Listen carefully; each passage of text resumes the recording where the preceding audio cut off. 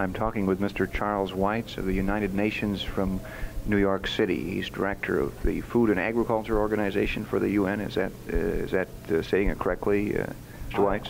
I'm the director of the Food and Agriculture Food and Agriculture Organization office at the United Nations. The main headquarters of FAO, Food and Agriculture Organization, is in Rome.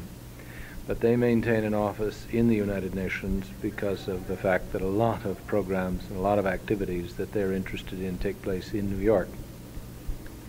Very good.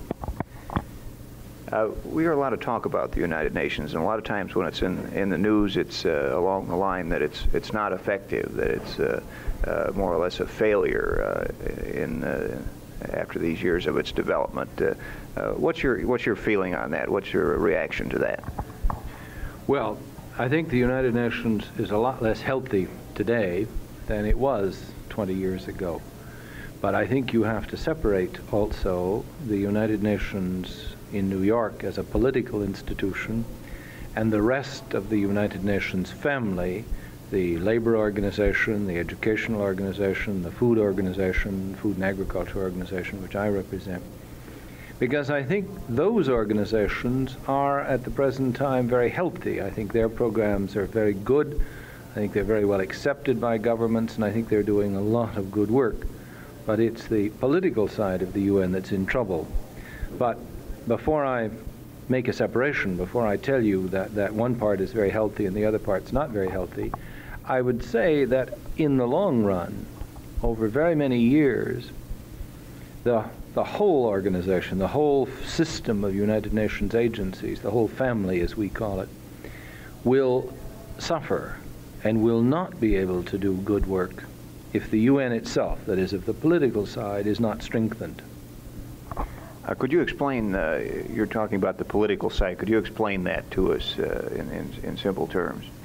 Well, it very simply means the willingness of states, all states, big and large, the United States on the one side, or Gabon or Ghana, little countries on the other side, to use the machinery and the mechanism of the United States, the United Nations, to settle their differences. That's what it was set up for. It says in the charter, the organization was established to save succeeding generations from the scourge of war. Now, the only way to avoid wars is for governments to negotiate their differences, to arbitrate them, to adjudicate them, to discuss them rather than fight about them. And the UN is the forum in which this should be done. Now, that is what basically it is about. It's a political organization designed for this. And if it's not used this way, then there is no collective international way that countries can work together. So often we hear people say that the UN isn't effective. They talk about the veto power. They say, well, they can't do anything because it'll be vetoed by this country or that country. Well, that's true, but where do you go from there? That's only for the Security Council. That's only for the major political events. And that is limited to the 5 big powers. Now, you and I may have our own views about whether or not one or another of the big powers ought to be able to use the veto, but I suspect that if we stop to analyze the way the veto has been used and the fact that in the end, unless you can get the general consent, a generally agreed program between all of the countries, you're not apt to succeed. And while perhaps the veto has been overused, perhaps it has been used in situations where it shouldn't have been used, and mind you, all 5 of the big powers have been criticized for the way they have used the veto. I'm not sure that it is as harmful all by itself as it's made out to be. I think what is more harmful is that states are settling their affairs outside the United Nations. If all international disputes, not only the question of Bangladesh, let's say that's the last one on which there was a veto, or no, more recently than that, the resolution on the Middle East where the U.S. vetoed. Not only that, but issues like Vietnam also came to the United Nations. Perhaps there would be less and less reason for nations to use the veto. Perhaps if the Russians had to face a veto when it came to their action in Hungary or in Czechoslovakia, maybe they would use the veto less frequently when it things that happen that they don't particularly like. And therefore, I come back to the first argument I made. If all states were to make more use of the UN and more issues of international differences were to come there, I think the importance of the veto would diminish, because there are only 5 powers that have it. There are 135 countries in the United Nations. I think they would gang up on the big powers and tell them to stop vetoing things. I think they would say, thank you, we don't like this. We use the UN because this is the international parliament. This is the international meeting ground where we can come and settle our differences. And if you all are going to wreck it, if you all are going to, just because you don't like something, are going to veto it, I think they would pretty soon diminish the big power use of the veto, and the veto itself would become much less important. I think, therefore, we overplay its importance. It is a crucial issue, it is an important issue, but it is not, I think, the main thing. I think the main thing is the fact that states do more outside the UN than they do inside the UN, and thereby the veto looms much bigger. You're saying that the smaller countries, the less powerful countries, need to be working more closely together in order to get more bargaining power with the larger nations like the United States and the Soviet Union. I mean, is this a factor of the arrogance of size and strength? Well, the choice of words was yours, but yes, that's what I was saying. First, keep in mind that most of the countries that are in the UN now are pretty new. How old are you? 24. Yeah, well, you see, most of these countries are younger than you are, and therefore they're not very used to being sovereign nations. And they're a little uncertain as to how their behavior, and a little uncertain how to use international machinery yet. And therefore, they need greater security of purpose. They need to feel more strongly that the UN is the way to do this. And if they ganged up, if they worked together in a way, this would happen. And you see, the funny thing about it is that, leaving aside China, leaving aside the 800 million people of China, all the countries that don't have the veto really aren't very big. Russia is the same size we are, that's 200-odd million people. France is 50 million people. The UK is 55 million people. You know, that's a minority of the world's population of 3.7 billion people. And the governments that represent most of those 3.7 billion people don't have the veto. And pretty soon they would say, thank you very much. We want to be heard too. You mustn't block us in moving ahead. Do you see that as coming, where countries with the large populations like India and China and some of the other highly populated countries, I mean, is this something that's coming? As they get more developed and more sophisticated in their governments and their international dealings, is this something that's coming, a confrontation with the countries that have controlled had the power in the UN before, the 5 big powers?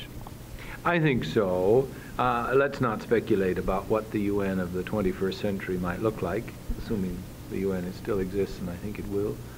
But I think so. I think that's a fair statement. It's already happening, you see, but not very effectively yet.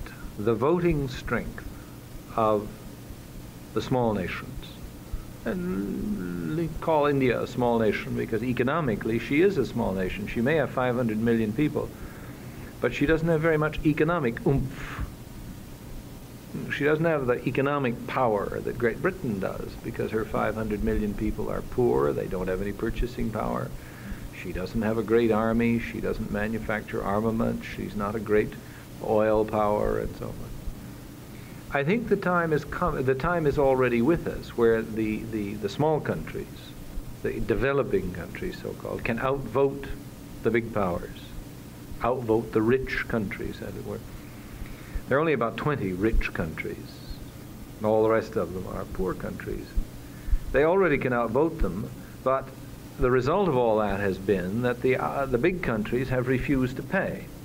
So you have the anomalous situation. Let me give you an example. About 10 years ago, the countries voted a United Nations Capital Development Fund. The UN has no capital. It only has technical assistance. It only can send advisors. It can't loan a country money to engage in economic development. So they voted a Capital Development Fund. This was about 10 years ago. It still has no money in it. They voted the fund, but they can't force the other countries to give money. So 10 years later, the fund is still sitting there empty. So yes, they are learning how to work together. What they now have to learn is on what issues they should use their power, how they should be more effective in their bargaining. But I think the day is coming when there will be much more give and take. Is it too cynical to think that one of the reasons, like in the United States today, our government is talking about, or you have more people in government anyway, it seems like, saying that, well, we shouldn't fund the United Nations, that we shouldn't give our big contribution, that it's a waste of money. Could it be because they see some of these smaller nations gaining in power, and the UN may be interfering in our ability to do pretty much what we want to right now in the world? Well, far be it from me to answer either privately or publicly about what's on the mind of people in Washington. I just don't know what they think. It's not my business really to inquire behind. I wouldn't be surprised if this were what it is. They don't like the one nation, one vote principle.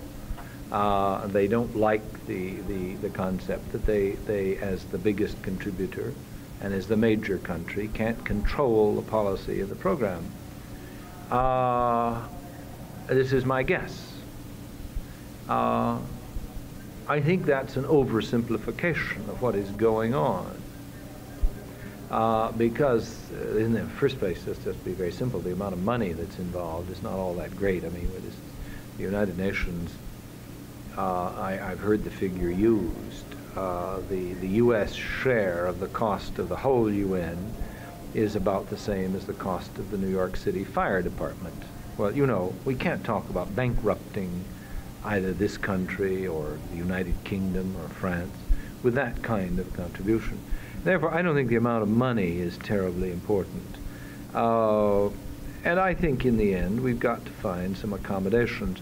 I think the one man, one vote principle, you cannot apply that in voting on your city election, you know, on whether you're going to have new curbings put on the street, or whether you're going to have a bond assessment for the school district, or whether you're going to elect Mr. Smith or Mr. Jones as mayor. You can't quite apply the one man, one vote principle to international affairs, because there are more different ways that a citizen influences what happens in his community and his relation to his community than just his vote. And this same thing must be recognized in the Society of Nations. I don't have another formula. I don't have an idea how to replace the one nation, one vote formula. I suspect it's at the root of some of our problems, and I suspect we must look together, all nations, big and little, rich and poor, as to a formula that is more widely accepted. You see, this shoe fits both ways. I'm sure that the poor countries want to keep the one nation, one vote theory because there are more of them. But they must also learn to recognize that they cannot be in the position of voting unlimited funds for any project they want if they don't have to pay anything, and that's what the principle is involved. And therefore, we've got to look at a new way. And it's not a matter of weighted voting. This is not a financial community. It's not like the International Bank, where it's capital that you're putting up, and therefore you weight the voting in accordance with the size of the capital you put in the bank, like shares in a stock company. It's not that simple either. And I don't know the answer. I don't know quite how to solve it, but I recognize that something must be done about it. We must find a new way. What would, if you could put it in your ideal terms, what would be your suggestion for the new way? I'll beg that question. I just said I don't know. I really don't know, because it's a very complicated thing, and it isn't something that I've studied in any great depth, and I just don't know. To come up with a, to try and convince people who might be listening to us now that this is the way, I think this is unfair, because I just really don't know. There are too many issues that have to be explored. I just think I think we almost recognize that some different formula must be located, but you can't find that new formula until all of the countries in the UN are ready to agree that we must find a new formula. Because to force down the throats of one set of countries or another a formula they cannot agree on is going to be unsatisfactory for the UN, and it's going to be trouble, and we're not going to have an organization that all of them are going to respect. Moving to another subject, one of the arguments that some people use against when they're talking down the United Nations is this idea that it's a step toward the day when we'd have one world government.